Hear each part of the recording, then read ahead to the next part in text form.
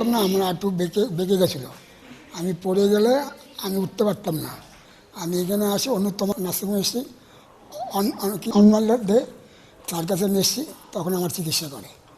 আমি চিকিৎসাতে আমি ভালো হয়েছি, আজকে আমি হাঁটতে পারছি, আমার অসুবিধা আর হয়নি। উনি 15 দিন আগে আমার কাছে এসেছিলেন, দুটো পাই একবারেই মানে বেঁকে গিয়েছিল, যাকে আমরা ফিক্সড ফ্লেক্সন ডিফর্মিটি বলি। উনি হাঁটতেও পারছিলেন না, তো আমরা দুটো হাঁটুই ওনার প্রতিস্থাপন করি এবং স্বাস্থ্যসাথী কার্ডের মাধ্যমেই হয়। তো এর পরবর্তীকালে উনি আজকেই হাঁটা শুরু করলেন এবং দুটো হাঁটুই সোজা হয়ে গেছে এবং উনি স্বাভাবিকভাবেই হাঁটতে পারছেন।